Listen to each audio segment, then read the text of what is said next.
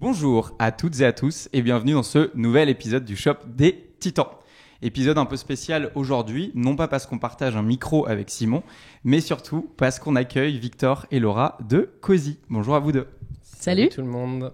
Est-ce que vous pourriez vous présenter pour les personnes qui ne vous connaissent pas ? Bien sûr. Donc moi c'est Victor et mon associé Laura. On est 4 de chez Cozy, donc qui est une agence de web marketing basée à Nantes avec une spécialité qui est le référencement naturel. On s'est créé en 2017.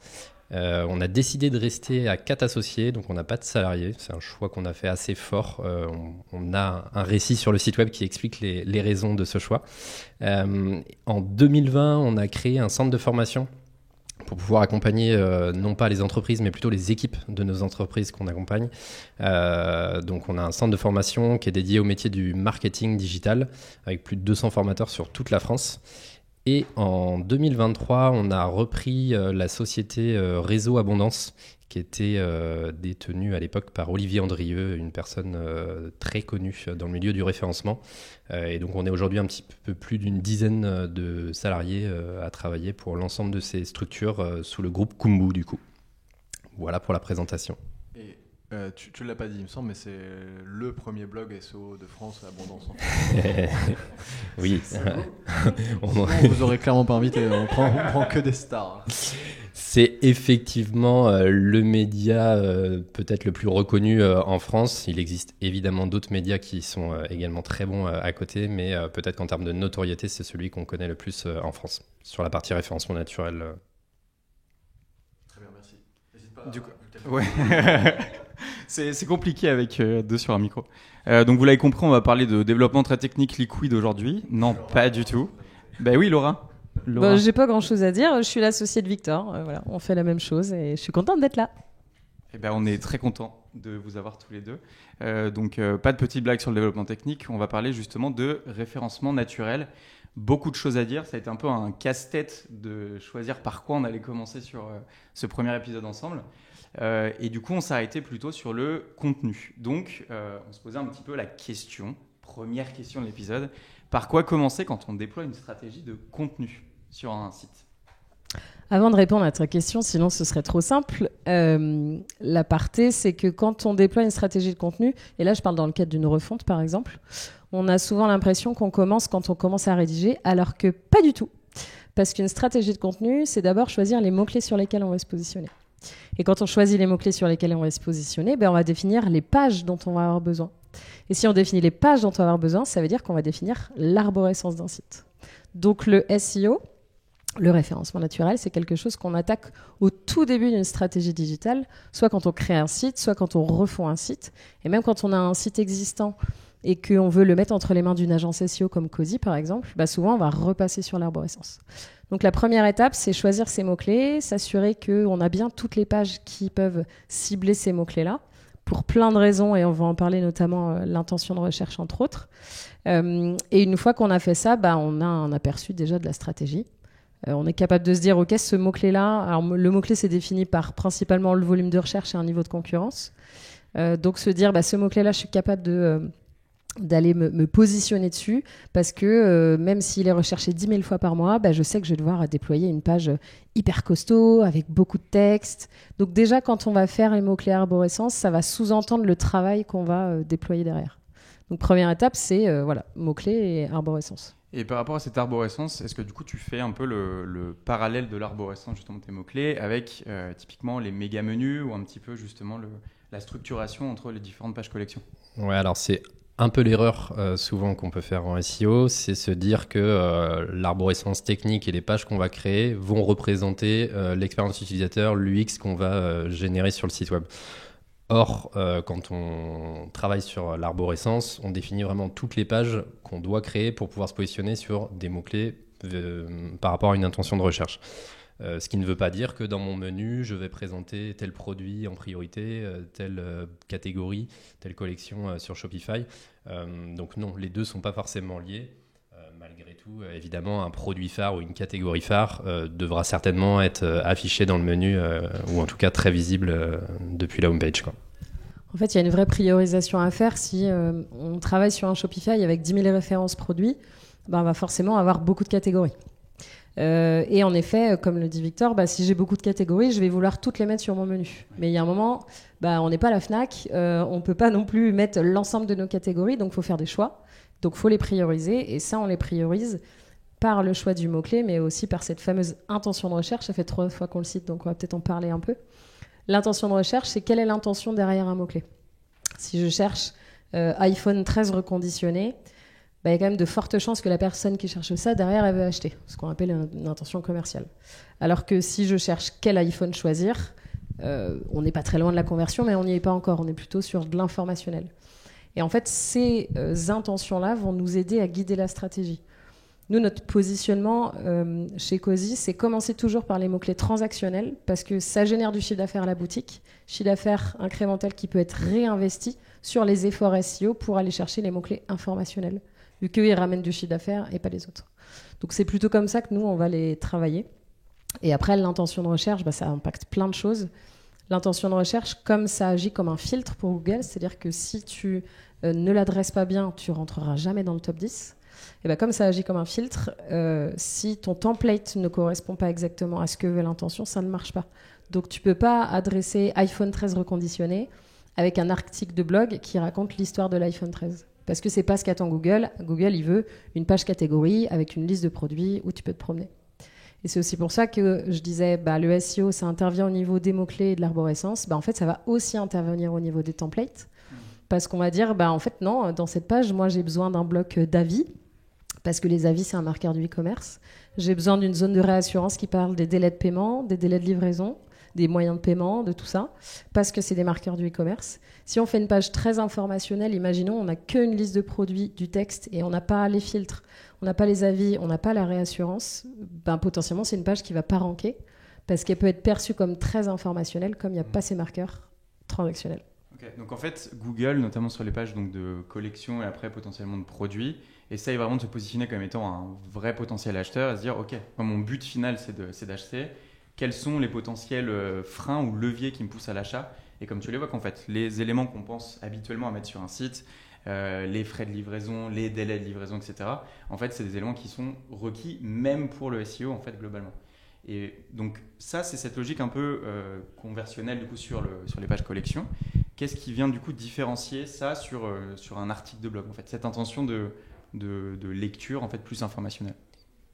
Un article de blog va répondre à une question souvent posée par un internaute. Après, un article de blog peut être aussi sur la marque ou sur d'autres choses. L'exemple que donnait Laura, c'est de se dire que si une personne cherche un iPhone 13, elle veut globalement une catégorie derrière avec plusieurs iPhone 13 reconditionnés. Et donc, du coup, dans cette page, il faut avoir des réponses aux questions que les gens se posent par rapport à cet achat. Donc, vraiment avoir une intention commerciale avec des questions qui sont plutôt liées à la livraison, comment je vais l'utiliser, etc., etc. Alors que sur un article de blog, on peut être sur quelle est la dernière app à utiliser sur mon iPhone 13 reconditionné, j'en sais rien, quelque chose qui est plus vraiment sur l'usage du téléphone dans son quotidien, qui serait une requête vraiment de longue traîne et qui nous permettrait d'acquérir une personne sur le site, mais qui ne serait pas forcément prête à acheter un iPhone 13 sur notre site, quoi. Il y a un exercice que j'aime bien faire avec mes clients pour qu'ils comprennent. Tu prends un mot-clé, mettons affiche voyage à Nantes. Tu te mets dans la posture de la personne qui tape ça sur Google. Quelles seraient toutes les questions qui te viennent à l'esprit quand tu es en train de taper affiche voyage à Nantes? Il te vient quel prix, quel papier, quelle taille, quelle couleur, est-ce que je vais me faire livrer en 48 heures? Ah, c'est pour offrir, donc est-ce qu'il y a un papier cadeau? Et en fait, tu vas lister toutes les questions que tu te poses. Et là, tu as déjà ton éditorial. Et très vite, tu vas voir si les questions que la personne se pose, elles sont centrées sur l'achat, et donc tu es sur du transactionnel.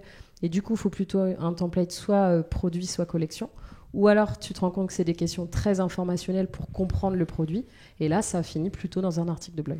Et donc, toutes ces questions-là, tu listais différentes questions pour la fiche du voyage à Nantes. En gros, en bas de ta grille de produits, tu positionnes 4-5 blocs questions-réponses qui correspondent aux questions-réponses que tu viens d'évoquer, par exemple. Ouais, c'est un peu ça. Et puis surtout, une fois que tu as listé toutes ces questions, la bonne question à se poser, c'est quelle est la meilleure mise en page pour que cette information soit comprise? Par exemple, si on prend une affiche, peut-être que une affiche qui coûte un peu cher, il y a une marque chère à notre cœur que tu connais, Sgt Pepper, les affiches elles coûtent 80-90 euros. Leurs concurrents, on est à 10-20 euros. En fait, la différence, c'est que c'est des vrais artistes, c'est des œuvres quasi uniques en série limitée et c'est du papier de grande qualité. Pour faire passer ce message-là, il n'y a rien de mieux qu'une photo de quelqu'un qui soulève le papier, tu vois la texture. Donc en fait, la réponse à la question n'est pas forcément des blocs de texte, mais ça peut être une image, ça peut être une vidéo, ça peut être un tableau, ça peut être une liste pour que l'info soit comprise. Alors évidemment, les images, ça aide moins au référencement. Si tu mets un pavé dans une image, ça ne servira pas à grand-chose. Mais en tout cas, ça va jouer au référencement. Il ne faut pas oublier que Google va, avec notamment Gemini et tout l'IA, vers du multimodal. Les images, les vidéos jouent aussi dans le référencement d'un site. Si tu vends des fringues et que tu n'as pas une photo sur ton site, jamais tu te références. Et en gros, sur la partie vidéo, Google comprend que les personnes regardent cette vidéo, que c'est à propos de la qualité du papier. Donc, tu vas pouvoir mettre en avant cet argument et Google va te référencer en tant que marque Sgt Pepper qui fait des affiches dans la catégorie qualité papier importante et donc va plutôt pousser ce type de site vers des gens qui auraient tendance ou qui auraient le profil de personnes qui rechercheraient des posters un peu plus de bonne qualité qu'un site lambda, quoi. Yes, complètement. Il y a une chose que je voulais compléter sur ce que tu as dit. Il faut aujourd'hui, en 2024, vraiment bannir le contenu SEO de bas de page qu'on met sous les articles de catégorie. Déjà, c'est vexant pour nous. Déjà, mais surtout, ça ne permettra pas de ranker, et encore moins demain. On est obligé aujourd'hui d'avoir plusieurs formats pour répondre à des questions et des intentions que peuvent avoir les internautes. Et sur le point que tu évoquais, il y a vraiment ça tombe, il y a une actualité dernièrement qui est tombée sur des documents chez Google qui ont fuité, et dans ces documents on a bien la preuve que Google utilise notamment les données de Chrome, donc j'imagine aussi de YouTube, pour voir si les gens, en tout cas comment les gens interagissent avec ton site web, et plus ils interagissent et mieux ils interagissent avec ton site web, plus tu as de chances de ranker. Donc les interactions qu'on peut avoir sur un site web, l'expérience que peuvent avoir les internautes sur un site web est hyper importante, quoi. En fait, moi, c'est un peu ce que je retiens déjà de ce qu'on se dit jusqu'à présent. C'est en fait cette période où on se disait que le SEO, c'était du contenu, c'était juste, voilà, on ajoute des briques de texte à différents endroits. En fait, c'est faux, c'est complètement dépassé. Il y a toute une réflexion autour de l'UX, autour de l'UI du site. Et en fait, il y a un vrai lien justement avec cette logique de chercher la conversion sur un site, avec aussi ce qui se passe en SEO. Plus ton site cherche à convertir avec du coup des pages prévues à cet effet, plus ton SEO de manière générique en fait organique du moins va fonctionner. J'ai une question par rapport à ces pages de contenu et après on passera peut-être sur les autres sujets. On est déjà en train de traiter le premier sujet, on est d'accord, hein. Oui. C'est ça.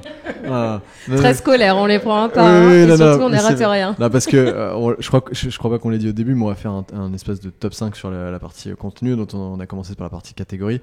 Mais on n'a pas prévu dans les sujets qu'on va aborder après de parler de ça, mais je pense que c'est une question en tout cas qu'on m'a souvent posée et auquel je sais pas vraiment répondre.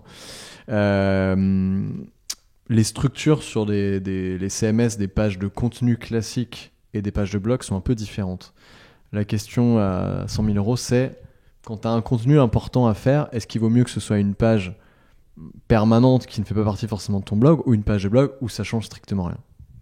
Alors ça change parce qu'encore une fois, c'est une histoire de template.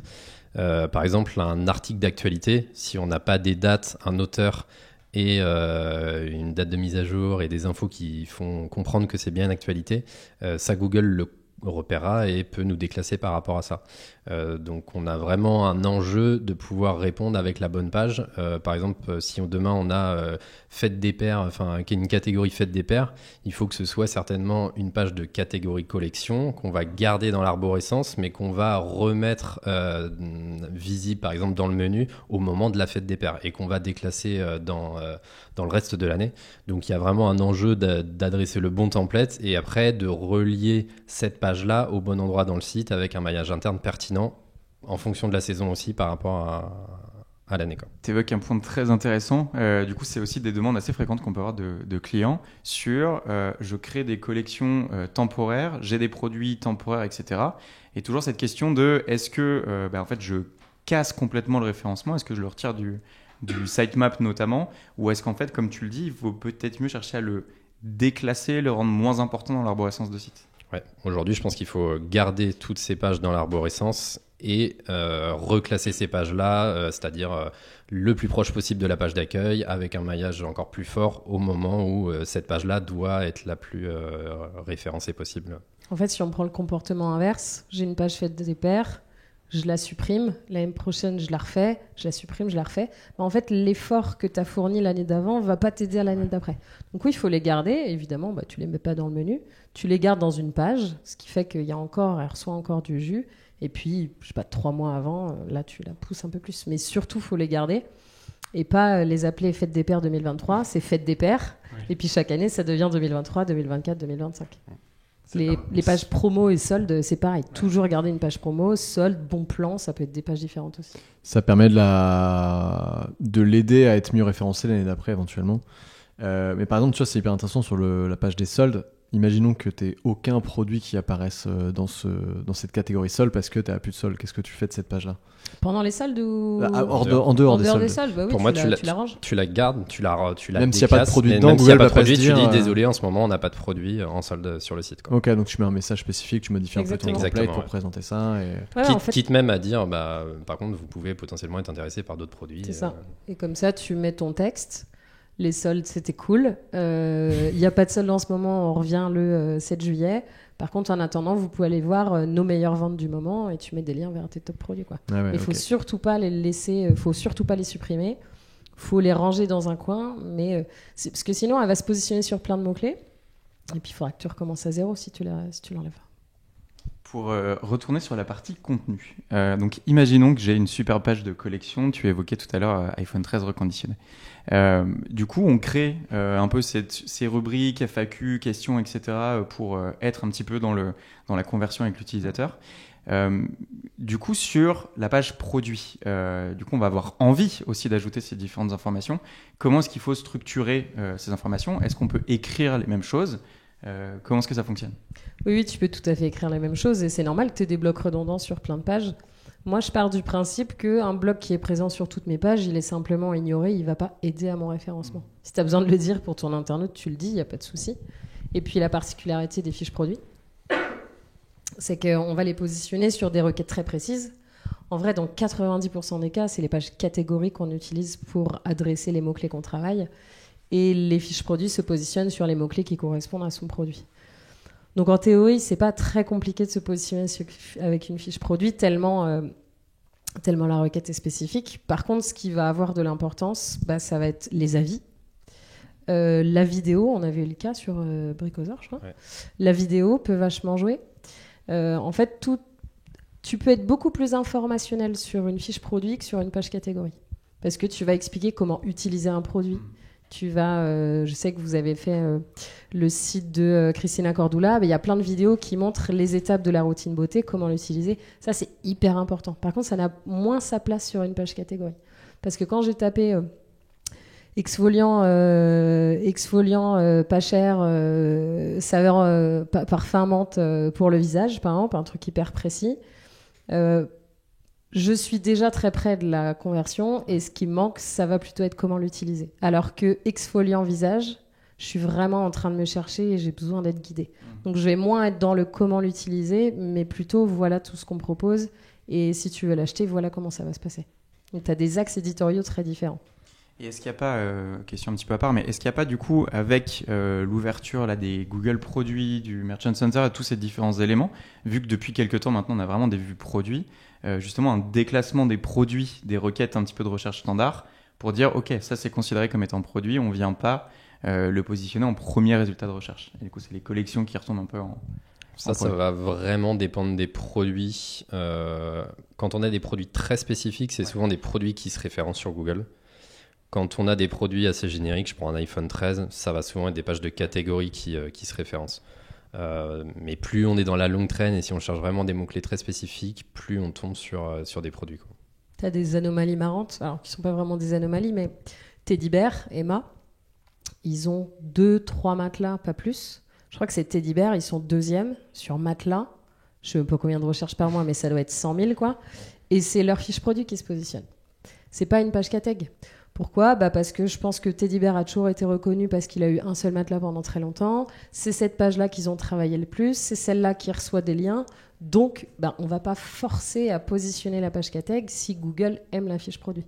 Le seul truc un peu casse-pied, c'est quand il y a une cannibalisation qui n'est pas voulue. Des fois, tu peux vouloir avoir une complémentarité fiche produit, page catégorie, parce que, plutôt fiche catégorie contenu, parce qu'il y a une double intention. Ceux-là, c'est mes préférés.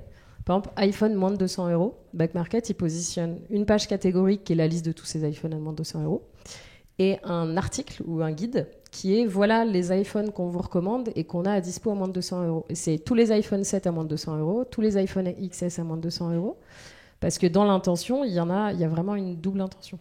Alors que la cannibalisation, c'est quand tu subis le fait qu'il y ait deux pages qui se positionnent et que c'est pas la bonne qui se positionne. Et là, ça, c'est une autre histoire, quoi. À préciser aussi que, évidemment, la partie contenu n'est qu'un critère chez Google et que des pages catégories ou des fiches produits peuvent aussi se référencer grâce notamment à une meilleure technique, à des performances de site web qui sont meilleures, à un trafic plus important ou à une popularité de site web qui est meilleure. Donc, il faut bien l'avoir en tête aussi que le contenu seul ne suffira certainement pas pour se positionner sur n'importe quelle requête sur Google. Ok, et on disait en off que c'était les pages catégories là, dont on est en train de parler justement, dont c'est l'objet de l'épisode. C'est 80-90% de votre taf sur la partie e-commerce. Est-ce que ça a toujours été le cas ? Et sinon, pourquoi ça l'est devenu spécifiquement depuis récemment ou... Parce que j'ai l'impression, je te coupe, désolé, mais parce que j'ai l'impression que historiquement, tu avais des pages catégories, il y avait des grilles de produits, point barre. Et après, c'était tes fiches produits que tu travaillais et éventuellement ton contenu, blog, page annexe, etc. Peut-être que je me trompe, peut-être ça a toujours été comme ça, mais historiquement, les pages catégories me semblaient un peu moins travaillées que ce qu'elles ne le sont aujourd'hui, quoi. Je pense qu'on avait moins besoin de les travailler. Je pense que cette notion d'intention de recherche qui est arrivée globalement avec le fait qu'avec Hummingbird en 2012 et RankBrain en 2015, qui sont des algos de Google qui comprennent mieux la requête et l'intention, on fait que Google comprend mieux que la personne elle veut acheter, donc c'est une page caté qui se positionne et du coup tu dois déployer beaucoup plus d'efforts alors qu'avant ça se faisait un petit peu plus simplement. Globalement notre travail s'est complexifié, alors dans le bon sens c'est vachement plus passionnant, puis c'est plus dans la finesse et on parle du UX depuis tout à l'heure. Nous si on s'est spécialisé si ce qu'on aime surtout c'est le SEO et l'UX, c'est parce qu'on se rend compte que c'est un truc qui devient hyper important. Donc je pense que c'est plus complexe, on a besoin d'aller plus loin, on est beaucoup plus dans la finesse. Je donne un dernier exemple sur l'intention de recherche. Si tu prends un contenu, peu importe lequel, mais qui a une approche plutôt informationnelle, tu rajoutes des avis clients, tout de suite Google peut le faire changer et comprendre que c'est une intention transactionnelle et te faire gagner des positions sur un mot-clé transactionnel. Cette finesse-là, ça n'existait pas avant. Donc on a toujours plutôt travaillé les pages catégories parce que si je reprends la stratégie on part du mot-clé pour définir l'arborescence. Et c'est plutôt les pages catég où on va positionner sur les gros mots-clés. Donc, c'est là où il y a le plus de volume de recherche et du coup, là où il y a le plus d'efforts à fournir. C'est évidemment les pages catég qu'on a toujours le plus travaillé. Mais c'était un peu plus simple avant, quoi. On faisait du keyword stuffing, du cloaking, des trucs un peu crado. Là, on a dit qu'il fallait expliquer les termes. Keyword stuffing, c'est tu répétais plein de fois le même mot-clé. Et en fait, ça marche pas. Parce qu'aujourd'hui, Google arrive à comprendre le sens. Et si tu répètes 15 fois Jaguar, il va toujours pas comprendre si tu parles de l'animal ou de la voiture, tout simplement. Et le cloaking, le meilleur exemple, c'est tu mets du texte blanc sur fond blanc, comme ça se voit pas qu'il y a du texte, mais en fait, tu as mis 10 000 mots, quoi. Ah ouais, ça c'est une vieille technique de SEO des années 2010. On va conclure, ça te va Ben, mais j'avais une dernière question avant. Sans vouloir bypasser votre travail, si quelqu'un veut se lancer dans l'e-commerce un peu tout seul, donc dans son Shopify avec son thème et tout, et qui se pose la question de se dire ok, je veux un peu optimiser mes pages catégories, par quoi vous lui proposez de passer? Peut-être que vous avez des outils un peu simples, je sais pas, un SEMrush ou ce genre de choses pour aller checker les mots-clés et venir se positionner sur certaines requêtes. Ce que tu expliquais tout à l'heure sur l'iPhone ou sur les posters Voyage Annonce, c'est ultra intéressant de se dire ok, tu pars de cette réflexion-là, mais j'imagine que vous utilisez certains outils, sans doute peut-être plus élaborés que ce que quelqu'un sans budget pourrait faire, mais est-ce que vous auriez des conseils pour quelqu'un vraiment hyper basique pourrait utiliser pour commencer à travailler son SEO tout seul? Ouais. Il y a en SEO, ce qui est chouette, c'est qu'il y a plein d'outils, peut-être trop même.